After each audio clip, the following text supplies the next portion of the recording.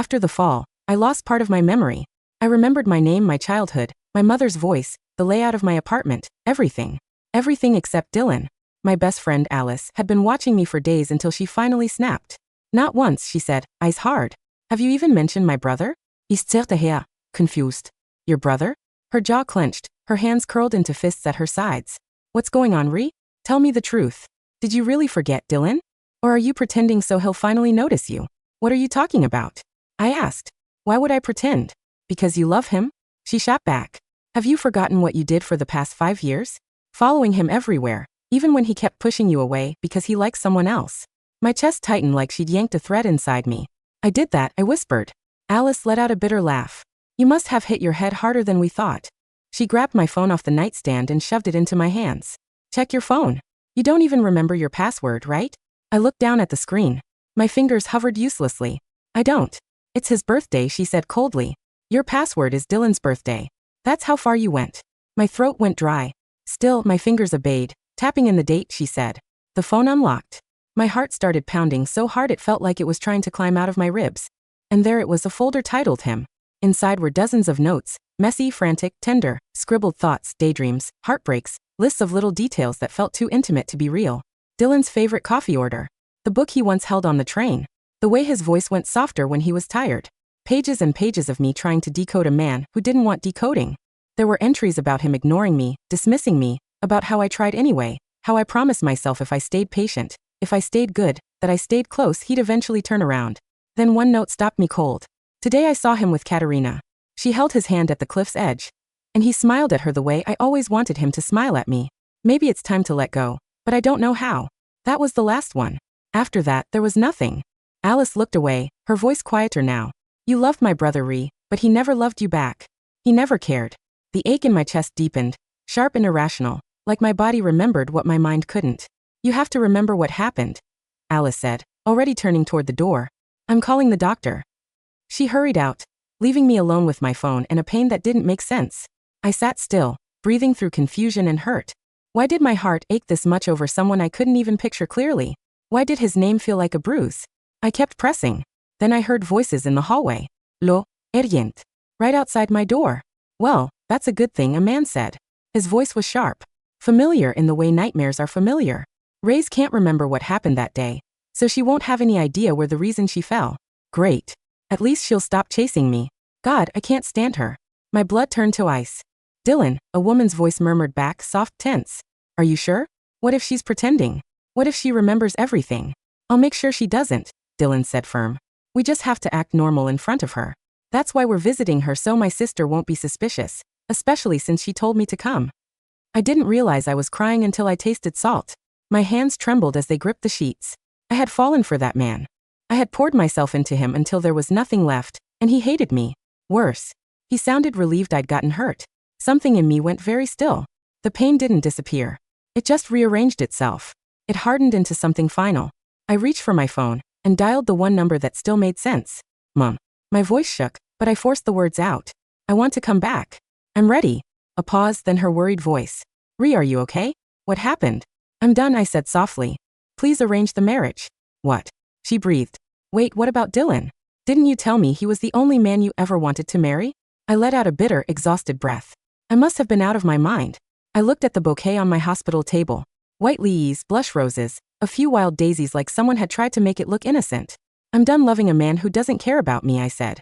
I'm finished. The next day, Alice came in practically vibrating. Ree, look, she said, holding up the bouquet like it was proof of destiny. My brother sent you flowers. I blinked. Your brother, Dylan, she clarified like I was supposed to know. He came earlier, but you were asleep. He left those before he headed out. I glanced at the flowers again. They were beautiful, soft, and careful, like someone had practiced kindness. That's nice, I murmured. Alice beamed. You used to wish for this, just one flower from him. You said you'd cry if he ever looked your way. I managed a weak smile. It's hard to feel happy when I can't even remember the feelings I had. Her face softened, which is why we should start the doctor's treatment. It'll help you remember. We can go tomorrow. No. The word came out firm. Clean. Alice blinked. You are sure? I nodded. There's no need. I don't want to remember your brother. She stared at me like I'd spoken another language. Whatever memory I lost, I continued quietly. My mind probably had a reason for letting it go. I'm not undoing that. Days later, I was discharged. I stood in the doorway of my apartment with a key shaking in my hand. Everything felt both familiar and wrong, like stepping into someone else's life, wearing my face. Dust clung to the corners. The air was stale.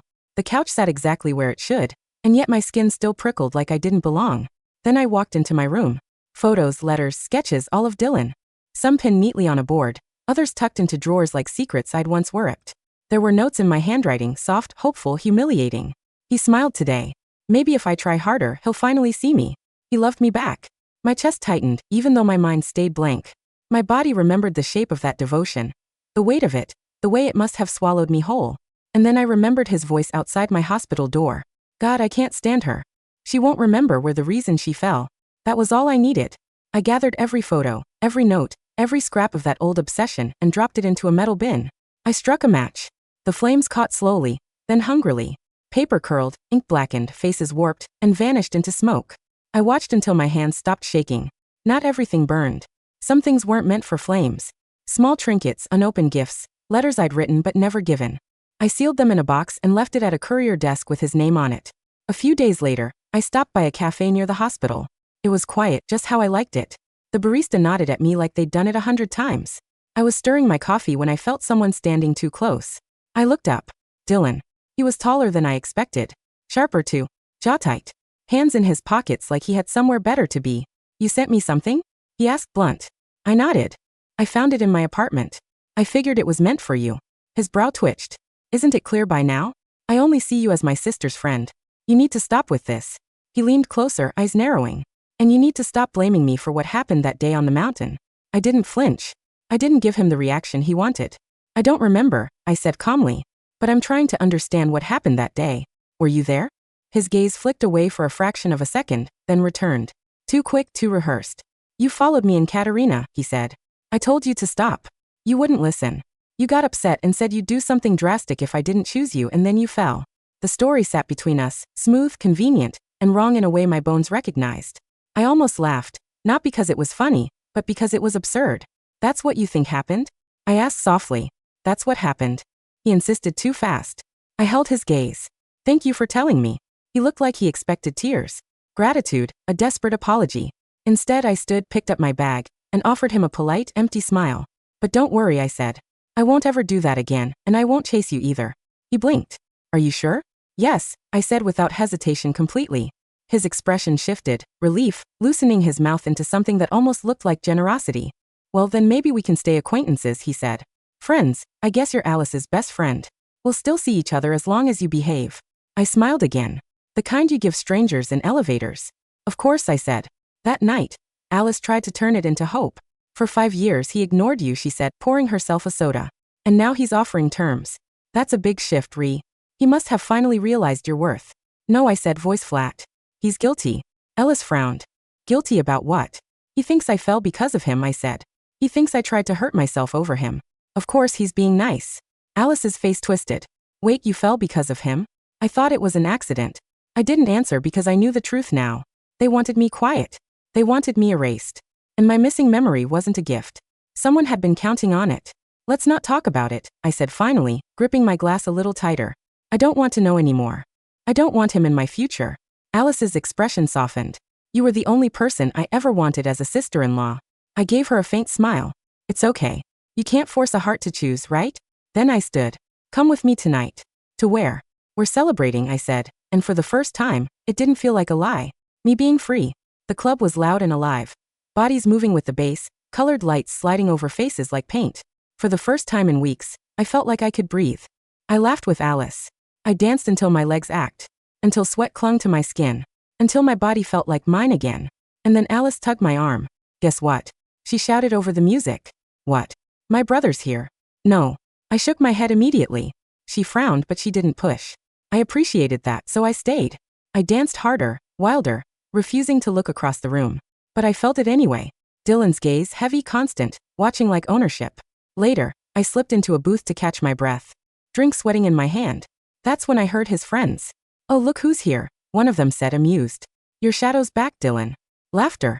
Guess she's not over you, another said. After all those rejections, pathetic, someone else muttered. Then Dylan's voice, cold, dismissive, like he was talking about a bug on the floor. She's behaved for now, he said. But who knows? Maybe she'll try something again. More laughter. My stomach turned. Not from hurt this time, but from something darker. A few minutes later, Dylan approached my booth like nothing happened, like he hadn't just made me the punchline of his table. I'd like to invite you to my birthday, he said casually. You can entertain everyone again like earlier. I looked him dead in the eyes. Sorry, I said. I'm Busse. He blinked. On my birthday? Yes. He frowned, clearly not used to hearing that word from me. Why? I tilted my head. Tone icy. Because it doesn't mean anything to me. He stared like the floor had shifted. Then what are you doing? He demanded. I smiled sweetly. I have a date. And with that, I stood and walked out, leaving Dylan Green frozen in the middle of the crowd. My phone buzzed as I reached my car. Mom's name lit up the screen. I answered. I've arranged everything, she said warmly. The house is ready. We're just waiting for you to come home. I swallowed, throat tight. I'll be back soon. A pause. Are you sure you're okay? I'm fine. He lied softly. I just woke up from a stupid dream. The kind where you think someone will finally love you back. My mother exhaled, gentle and steady. Then that's good, sweetheart. He was never good for you. Then her voice brightened. Go to the boutique today. Start looking at dresses. I'll arrange the dinner next week. Your groom is busy with business, but it won't be long now. I didn't even know who this groom was. All I knew was that the word groom felt like a door, a clean exit, a hard reset, and I needed that.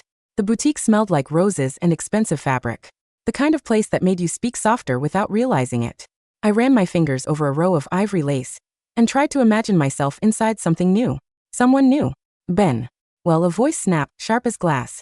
What are you doing here? I turned and there she was. Katerina. Perfect hair, perfect posture, perfect smile that didn't reach her eyes, like she'd walked straight out of a magazine and into my worst year. Her gaze swept over me, slow and cruel. Are you stalking me again? I didn't even blink. No, I'm here to try on wedding dresses. The words tasted unreal in my mouth, but they steadied me too, like a line drawn in ink. Katerina's laugh was bright and ugly. Wedding dresses. She tilted her head. For who? Don't tell me you're still trying to trap Dylan. I'm getting married, I repeated. Come. It has nothing to do with you or Dylan. Her expression twitched like she couldn't decide if she wanted to mock me or break something. Then her eyes flicked past my shoulder toward a display shelf lined with porcelain vases. And something in her face went wrong. Fast, violent. Don't act innocent, she hissed, stepping closer.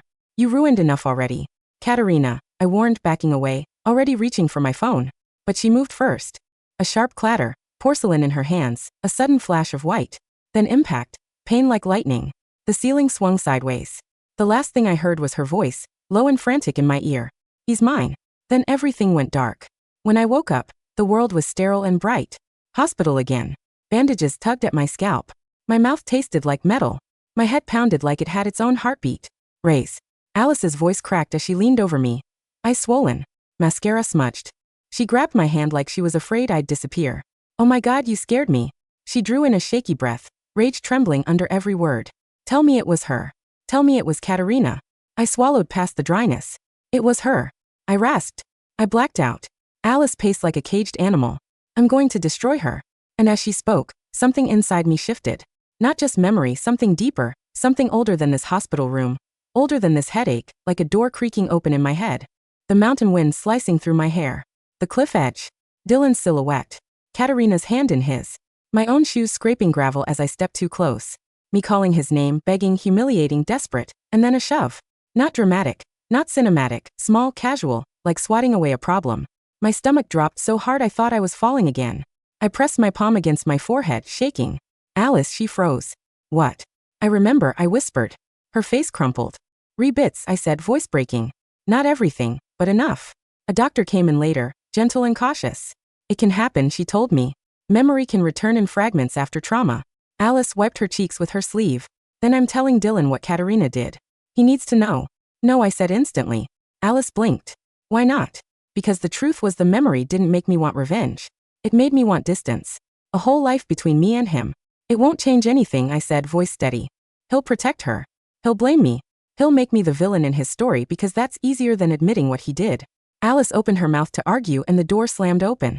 Dylan stood there like a storm with a face. His eyes were dark, furious, and for a second I saw it. Not the man I'd written notes about.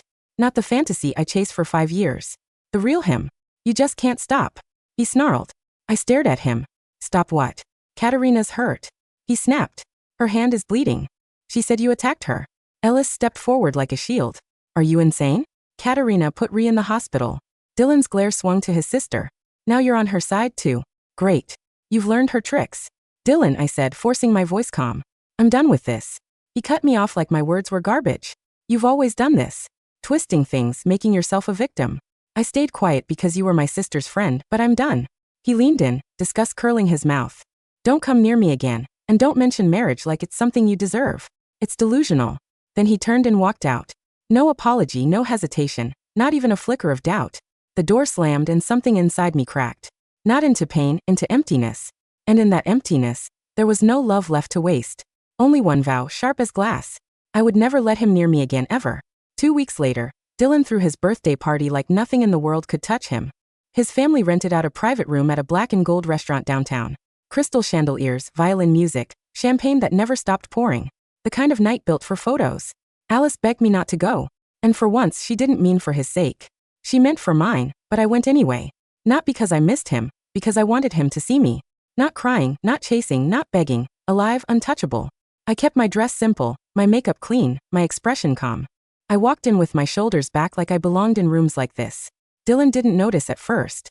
He was laughing for cameras, opening gifts with that smooth practice charm. Then he reached for a plain white box tucked beneath the glitter. He opened it. Inside was a single card, thick paper, clean lettering. He unfolded it, and the color drained from his face. Because there in black ink that didn't shake or apologize, it said, "You are cordially invited to the wedding of Reese Gray and Vincent Ballin." The room kept buzzing around him. Laughter, glass clinks, someone cheering. But Dylan went still, like the sound had been pulled out of the air.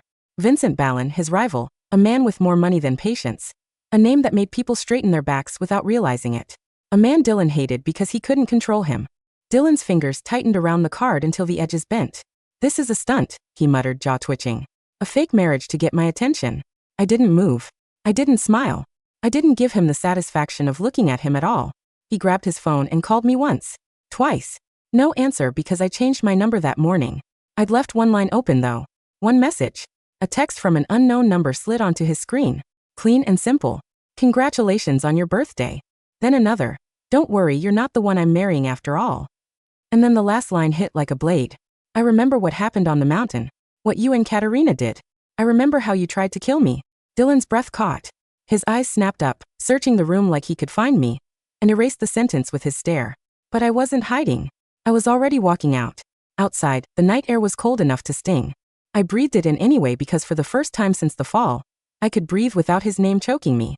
My phone buzzed in my hand. One new message from Mom. "He'll be at dinner on Friday. Don't be late. And I'm proud of you." I stared at the screen for a long moment, feeling something unfamiliar press behind my ribs. Not heartbreak, relief. Friday came fast. So did the rumors. Because Dylan didn't just panic. He spiraled. He called Alice. He called our mutual friends. He had people searching for me like I was a lost possession. He told everyone the same story. Ray's is unstable. Rhea is doing this to get to me. Reese is lying. And for a split second, the old me might have cared. The me who wrote notes. The me who kept apologizing for existing. But that girl burned in a metal bin. I sat at the dinner table in my mother's house wearing a pale blue dress, hands steady around my water glass. And when Vincent Ballin walked in, the room changed. Not because he demanded it, because he didn't need to. He was tall, composed, sharp in a way that felt expensive. Not flashy, not loud, just certain. He greeted my mother respectfully, shook my stepfather's hand, and then turned to me. His eyes held mine, calm and assessing. "Ree," he said. "Not sweetheart. Not babe. Not a nickname that tried to shrink me, just my name, like he was meeting me as an equal." I exhaled slowly. This was what my mother meant by arranged, not a cage, a shield, a reset button with teeth. Over dinner, he spoke like a man who never wastes words. He asked me what I wanted, what city I preferred, what kind of life I planned to build. No one had asked me that in years. Because for 5 years, my plan had been one thing, Dylan. And now my plan was survival, freedom. And if fate wanted to be kind for once, a future that didn't include bruises shaped like someone else's name. After dinner, Vincent offered to drive me home. We sat in the back seat of his car, city lights sliding across the windows like water. He didn't touch me. He didn't flirt. He didn't pretend we were something we weren't. But when we stopped outside my apartment building, he glanced at me and spoke like he'd already decided. "I know why you agreed," he said quietly. I didn't answer. He didn't press. He just continued. Voice even. "If you want this to stay a contract, it stays a contract. If you want protection, you'll have it." His gaze sharpened. "But if someone tries to hurt you again, They'll learn what regret feels like. My throat tightened. Not because it was romantic.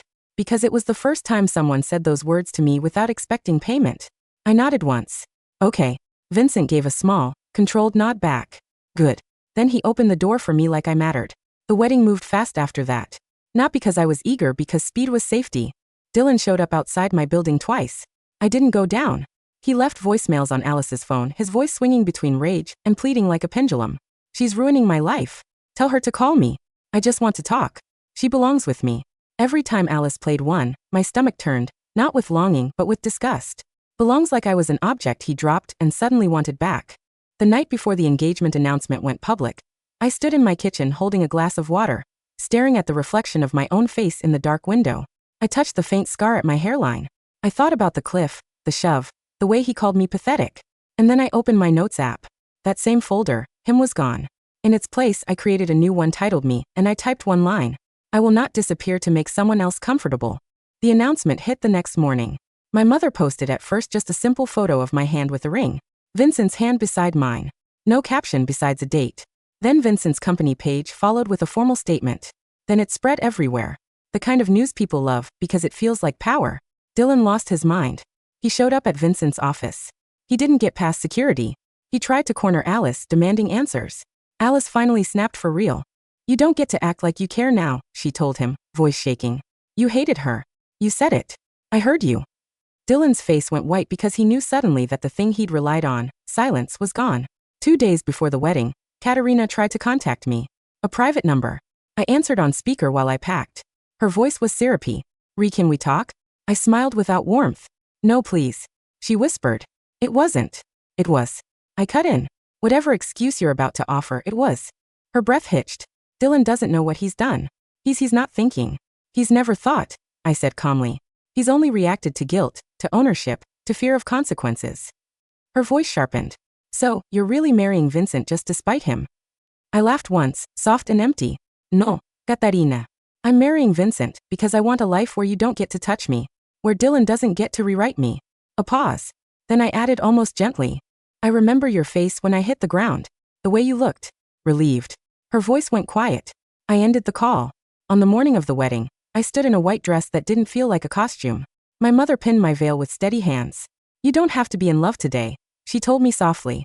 You just have to choose yourself. I looked in the mirror. For the first time in a long time, I recognized the girl staring back. Not the one who chased, the one who survived. Outside, the venue glowed with soft lights and pale flowers. Guests murmured. Music floated through the air. And when I stepped into the aisle, I didn't think about Dylan at all. I thought about the moment on the cliff when my life almost ended, and how I was still here. Vincent waited at the front, posture straight, eyes calm. When I reached him, he glanced down, voice low enough only I could hear. You're safe, he said. My chest tightened. I swallowed. Then I nodded once, small but certain. The vows were simple. The rings were heavy. And when the officiant said, you may kiss, Vincent paused. Just a heartbeat, giving me a choice. I leaned in. Not because I was healed, because I was done being afraid. Later during the reception, my phone buzzed with one last unknown number. One last attempt, one last shadow. I didn't answer. Instead, I typed one final message and sent it to the only person who needed it. Dylan, do not contact me again. Then I blocked him. I set my phone down on the table, and when Vincent offered his hand for the next dance, I took it. Not as a prize, not as revenge, as a woman stepping forward finally fully into a life that belonged to her.